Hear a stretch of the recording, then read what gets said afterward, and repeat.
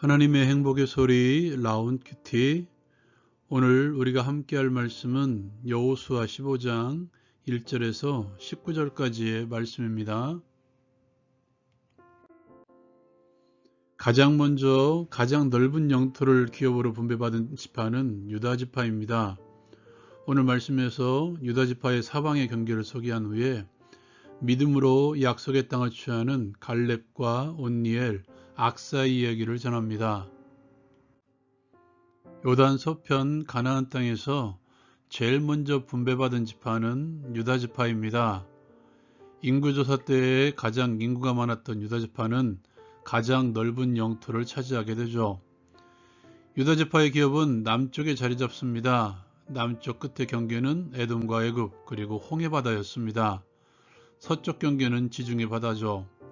동쪽은 요단 끝에 이르는 가장 넓은 영토를 차지합니다. 그들은 가족대로 기업을 받습니다. 성경은 다시 갈렙이 땅을 취하는 장면을 소개하고 있습니다. 하나님께서 명령하신 대로 여호수아는 헤브론을 유다 자손 중에서 갈렙에게 기업으로 줍니다. 헤브론의 다른 이름은 기랏 아르바죠. 아르바라는 이름은 아낙의 아버지의 이름입니다. 갈렙은 거기에서 아낙에서 생긴 그의 세 아들 세세와 아이만 달메를 쫓아냅니다. 거기서 이제 올라가서 드빌을 칩니다. 드빌의 본 이름은 기럇세벨입니다. 갈렙은 말합니다. 누구든지 기럇세벨을 쳐서 그것을 점령하는 자에게는 내가 내 딸 악사를 아내로 주리라. 이에 갈렙의 아우 그나스의 아들인 온니엘이 그것을 점령하므로 갈렙은 자기 딸 악사를 온니엘에게 줍니다. 악사가 출가할 때 악사는 자기 아버지인 갈렙에게 밭을 구하기 위해서 나아갑니다. 무엇을 원하느냐는 아버지 갈렙의 질문에 악사는 내게 복을 주소서 아버지께서 나를 네겝 땅으로 보내시오니 샘물도 내게 주소서 하며 샘물을 구합니다. 이에 갈렙은 윗샘과 아랫샘을 그에게 줍니다. 주신 말씀을 가지고 함께 나누기를 원합니다. 먼저 나누고 싶은 것은 가장 먼저 기업을 받은 유다 지파에 대해서 함께 나누기를 원합니다. 유다 지파가 기업을 먼저 받은 것은 그들의 인구가 많아서가 아닐 것입니다. 왜냐하면 제비를 뽑았기 때문이죠.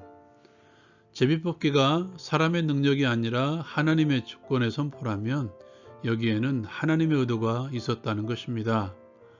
그것은 야곱이 자신의 아들들에게 했던 유언적인 기도를 보면 알 수 있죠. 르우벤이 야곱의 장자였습니다. 그럼에도 불구하고 아버지의 침상을 더럽힌 일로 인해서 탁월하지 못할 것이라고 예언합니다. 대신 장자의 역할에 대한 예언적 기도는 유다가 받죠. 이스라엘 지파를 통솔하며 그들의 영적인 리더가 되며 그들을 이끌고 갈 책임이 유다 지파에게 주어진 것입니다. 어쩌면 이를 위해서 하나님께서는 그들을 가장 인구가 많게 하시고 많은 영토를 차지하게 하셨는지도 모르겠습니다. 그렇다면 유다 지파가 많이 받은 것은 축복의 의미도 강하지만 그것보다는 책임의 의미가 더 강한 것 같습니다. 내가 다른 이들보다 조금 더 많이 가지고 있는 것, 그것이 심성이든 능력이든 학력이든 물질이든 상관이 없습니다. 그것은 또 다른 책임입니다. 나를 통해서 당신의 뜻을 세우고자 하는 하나님의 사명 수여입니다. 그렇다면 우리는 많이 가지고 있는 것에 대한 우월의식부터 버려야 됩니다. 사람들은 다른 이들보다 뭔가를 더 가지고 있는 것이 있다면 그것을 자랑하기에 바쁘죠. 하나님께서 우리에게 주시는 이유는 그것을 통해서 하나님의 뜻을 드러내며 이 땅에 하나님의 나라를 선포하라고 주신 것입니다. 내가 더 받은 것은 하나님께서 나에게 맡겨주신 사명입니다.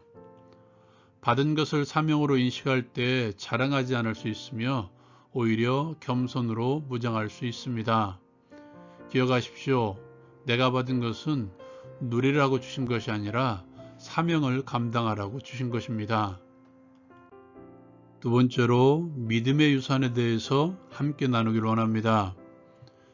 집사장이 언급되었던 갈렙의 기업에 대한 내용이 다시 소개되고 있습니다. 거기에 그의 사이가 된 온니엘과 딸 악사의 이야기도 포함되어 있습니다. 먼저 갈렙의 이야기부터 시작되죠. 하나님의 말씀대로 여호수아는 갈렙에게 헤브론 산지를 기업으로 주는데요. 거기에는 아낙 자손들이 거하고 있었습니다. 85세의 나이에도 불구하고 그는 아낙의 아들들 세세와 아히만과 달메를 쫓아내고 헤브론 산지를 얻습니다. 거기에서 그는 또 선언합니다. 드비를 치는 자에게는 내가 내 딸 악사를 주겠노라. 여기에 그나스의 아들인 온니엘이 손을 들고 나섭니다. 그는 드비를 쳐서 갈렙의 딸과 결혼하게 되죠. 갈렙의 딸 악사에 대한 내용은 이것입니다. 갈렙은 출가하는 딸에게 네겝 땅을 줍니다. 광야의 땅이죠. 아무것도 없는 험지입니다.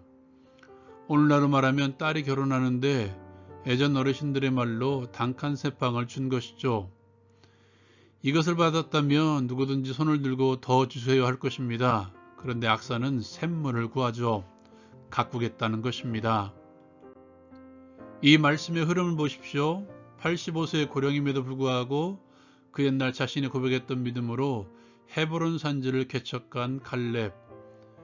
이스라엘 백성들을 두렵게 함으로 다시 애굽으로 돌아가자고 선언하게 했던 거인 족속인 아낙 자손에 대해 하나님이 함께 하시면 그들은 우리의 밥이다라고 선언했던 갈렙이죠.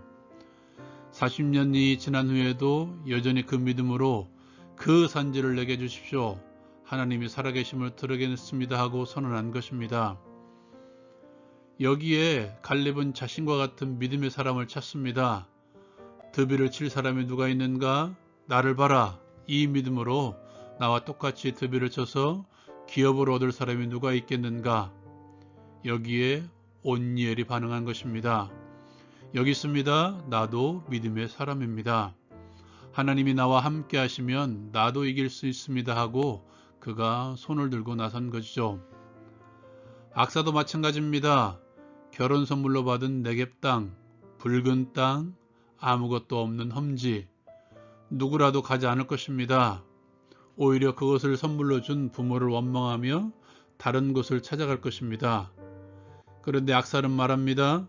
네겝 땅으로 나를 보내십니까? 그렇다면 나에게 샘물을 주십시오. 이런 말이죠. 가겠습니다. 가서 그 땅을 가꾸겠습니다. 그 땅을 가꿀 수 있도록 나에게 샘물을 주십시오. 믿음에서 믿음으로 이어지는 신앙의 가정. 흔히 말하는 신앙의 명문가라는 것은 다른 것이 아닙니다. 좋은 것을 누리는 것이 신앙의 명문가가 아니라 좋지 않은 환경이라도 하나님께서 함께 하시면 감당할 수 있다라고 선언하며 자신 있게 험지로 나아가 개척하는 자들이 신앙의 명문가입니다. 어쩌면 사사기의 시작을 이 세 사람의 이야기로 시작하는 것은 너무도 당연한 것이 아닐까요? 하나님의 은혜, 하나님의 복은 믿음으로 하나님의 길을 가는 자들이 얻는 것입니다. 앞에 놓여진 장애물 뒤에서 기다리고 계시는 하나님의 은혜 역사를 기대하며 힘있게 발걸음을 옮기는 자들이 바로 믿음의 사람들입니다. 적용을 위해 함께 기도합니다. 주께서 나와 함께 하시면 모든 것을 감당할 수 있음을 선언하며 믿음으로 하나님의 길을 가게 하옵소서. 주신 것을 사명으로 알고 겸손으로 사명을 감당하게 하옵소서. 예수님의 이름으로 기도합니다. 아멘. 신앙의 명문가는 누리는 것이 아니라 감당하는 것입니다. 주를 믿는 믿음으로 하나님의 길을 감당합시다. 라운 큐티 마치겠습니다.